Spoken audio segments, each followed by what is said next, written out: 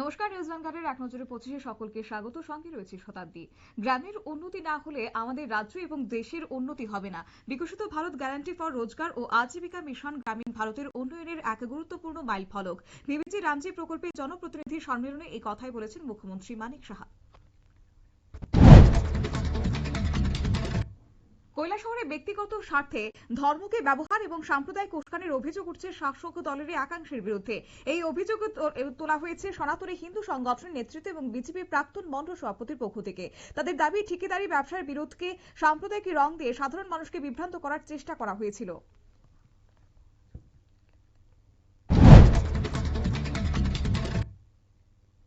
আগরতলার মহারাজগঞ্জ বাজার এলাকা থেকে যুবকদের মৃতদেহ উদ্ধার হয়েছে।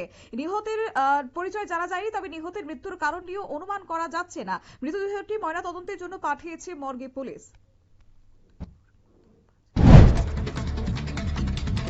উদয়পুরে মাদক পাচারের অভিযোগে রাজু মিয়া নামে এক ব্যক্তিকে গ্রেফতার করেছে পুলিশ। রাধাকিশোরপুর থানার কিল্লা রোড এলাকা থেকে তাকে আটক করা হয়। অভিযুক্তের কাছ থেকে মাদক সামগ্রী উদ্ধার করা হয়েছে বলে দাবি পুলিশের। ধৃতদের বিরুদ্ধে এনডিপিএস ধারায় মামলা রুজু করে তাকে আদালতে পাঠানো হয়েছে।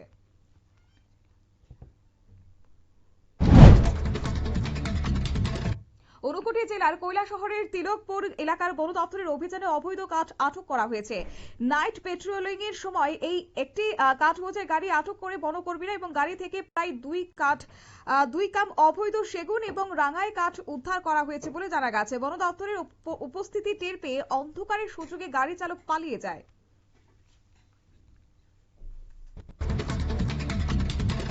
চুরিলামের বাঁশতলী জুনিয়র মাদ্রাসা স্কুলে কয়েক বছর ধরে পানীয় জলের সমস্যা চলছে। বিদ্যালয়ের পাশাপাশি পানীয় জলের মেশিন থাকলেও অপারেটর নিয়োগ না হওয়ায় তা ব্যবহার করা যাচ্ছে না। ফলে প্রতিবেশীদের বাড়ি থেকে জল এনে মিড ডে মিলে রান্না করতে হচ্ছে কর্তৃপক্ষকে। ফলে ব্যাহত হচ্ছে সাথে সাথে মিড ডে মিল পরিষেবাও। 14 ফেব্রুয়ারি অনুষ্ঠিত হবে ত্রিপুরা বার কাউন্সিল নির্বাচন। রিটার্নিং অফিসার স্বপন চন্দ্র দাস জানিয়েছে, নির্বাচনের সমস্ত প্রস্তুতি ইতিমধ্যে চূড়ান্ত করা হয়েছে। ভোট গ্রহণের পর 21 ফেব্রুয়ারি কঠোর নিরাপত্তার মধ্য দিয়ে গণনা অনুষ্ঠিত হবে।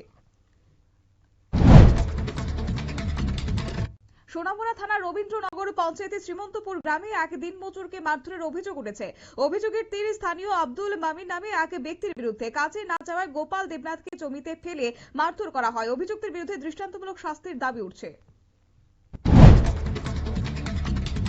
ধর্মনগর মহকুমায় বাগবাসায় এক অগ্নিকাণ্ডে পুড়ে ছাই হয়ে গেছে গ্রাম পঞ্চায়েত কার্যালয়। মঙ্গলবার গভীর রাতে আগুন লেগে দমকল কর্মীরা পৌঁছানোর আগে অফিসের নথিপত্র এবং আসবাবপত্র ভস্মীভূত হয়ে যায়। দমকল কর্মীরা এসে আগুন নিয়ন্ত্রণে আনেন। প্রাথমিকভাবে শর্ট সার্কিট থেকে এই আগুনের সূত্রপাত বলে ধারণা করা হচ্ছে। উদয়পুর মহকুমায় পুলিশের অভিযানে 3 কুখ্যাত গরু চোরকে গ্রেফতার করা হয়েছে। গড়চি এলাকা থেকে তাদের আটক করা হয়। আরকেপুর থানার ওসি সঞ্জীব লস্কর জানিয়েছে, ধৃতরা দীর্ঘদিন ধরে এলাকায় গরু চোরের সঙ্গে জড়িত ছিল।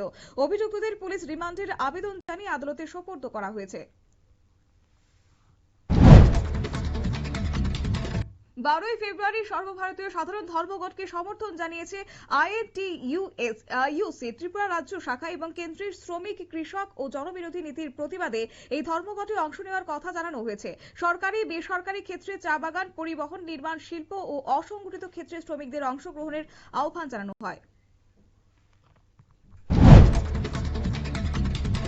12 ফেব্রুয়ারি দেশব্যাপী ধর্মঘটের তীব্র প্রতিবাদ জানিয়েছে রাজ্যের মুখ্যমন্ত্রী মানিক সাহা। তিনি বলেন, এই ধর্মঘট রাজ্যের উন্নয়ন ও স্বাভাবিক জনজীবনে বিঘ্ন ঘটাবে। মুখ্যমন্ত্রীর দাবি, রাজ্যের সাধারণ মানুষ এই ধর্মঘটকে সমর্থন করবে না।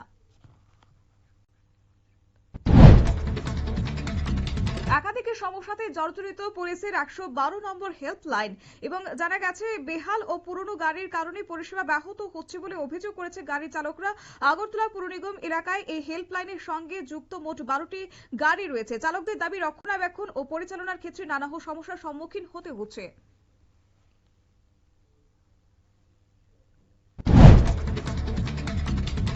12 ফেব্রুয়ারি দেশব্যাপী ধর্মঘটের পালনের আহ্বান জানিয়েছে এআইকেএস ত্রিপুরা পরিষদ। 4টি শ্রম কোড বাতিল সহ একাধিক দাবিতে এই কর্মসূচির ডাক দেওয়া হয়েছে। কেন্দ্রের শ্রমিক ও কৃষি বিরোধী নীতির প্রতিবাদে ধর্মঘটের আহ্বান জানানো হয়। ধর্মঘটে ব্যাপক অংশগ্রহণের আহ্বানও এই ক্ষেত্রে জানানো হয়েছে। ত্রিপুরা রেল লাইন ও জাতীয় সড়ক অবরোধের ডাক দিয়েছে Tripura gorilla return demand committee. সংগঠনের পক্ষ থেকে জানানো হয়েছে, ত্রিপাক্ষিক চুক্তি মেনে স্বাভাবিক জীবনে ফিরলেও সরকারের পক্ষ থেকে প্রাক্তন বৈরীদের পুনর্বাসনের ব্যবস্থা করেনি প্রশাসন। এর আগেও বহুবার সংগঠনের তরফে আন্দোলন অবরোধ করা হয়েছে।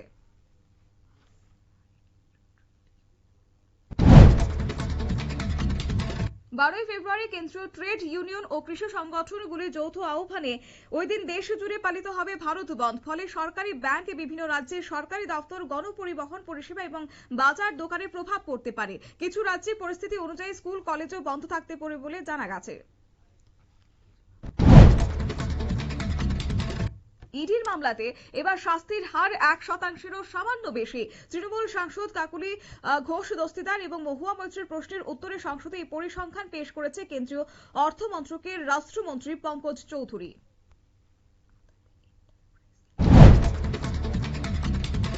আদানি এন্টারপ্রাইজ লিমিটেডের বিরুদ্ধে ভুয়া এবং অবমাননাকর তথ্য ছড়ানোর অভিযোগে সাংবাদিক রবি নায়কের 1 বছরের কারাদণ্ডের সাজা ঘোষণা করে দিয়েছে গুজরাটের গান্ধীনগর জেলা আদালত। আদানি সংস্থাকে জড়িয়ে বেশ কিছু টুইট করেছিলেন সাংবাদিক রবি নায়ার। রবির বিরুদ্ধে মানহানির মামলা করেছে আদানি এই সংস্থা। আসামে স্পেশাল রিভিশনের পর এবার ভোটার তালিকা প্রকাশ করল নির্বাচন কমিশন। চূড়ান্ত তালিকায় মোট ভোটারের সংখ্যা গিয়ে দাঁড়িয়েছে 2,49,58,139 জন। খসড়া তালিকায় 2,52,01,624 জন ভোটারের নাম ছিল। বাদ পড়েছে 2.43 লক্ষ ভোটারের নাম। ভোটার সংখ্যা কমে দাঁড়িয়েছে 0.97%। জাতীয় গান বন্দে মাতরম গাওয়ার জন্য নতুন বিধি জারি করেছে কেন্দ্রীয় সরকার। এবার থেকে সরকারি অনুষ্ঠান বন্দে মাতরম পরিবেশন বাধ্যতামূলক। গান পরিবেশনের সময় সকলকে উঠে দাঁড়াতে হবে বলে নির্দেশ দিয়েছে স্বরাষ্ট্র মন্ত্রক। 6টি স্তবক 190 সেকেন্ড বা 3 মিনিট 10 সেকেন্ডের মধ্যে গাওয়ার সময়সীমাও নির্ধারণ করা হয়েছে। লোকসভার স্পিকার ওম বিড়লার বিরুদ্ধে অনাস্থা প্রস্তাবের নোটিশ জমা পড়েছে মঙ্গলবার। বিরোধী দলগুলির দেওয়া ওই নোটিশে 4 জায়গায় ভুল তারিখ লেখা ছিল বলে জানা গেছে। স্পিকার নোটিশের ভুল সংশোধনের নির্দেশ দিয়েছে লোকসভার সচিবালয়কে।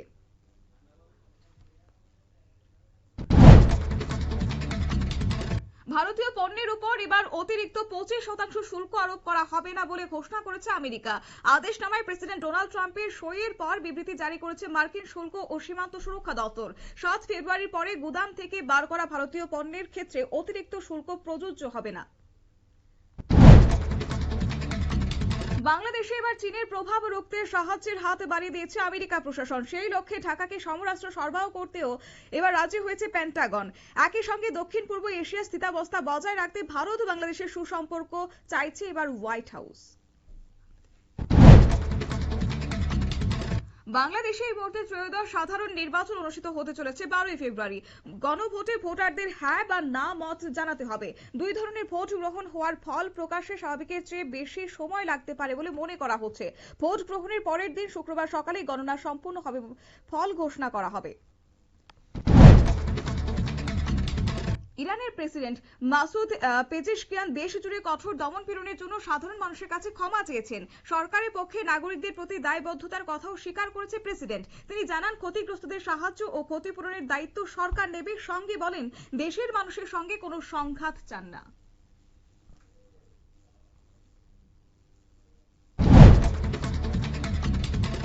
এক নজরে 25 আপাতত এই পর্যন্তই। পরবর্তী আপডেট এবং টক শো দেখার জন্য চোখ রাখুন শুধুমাত্র নিউজ ভ্যানগার্ডের পর্দায়। নমস্কার।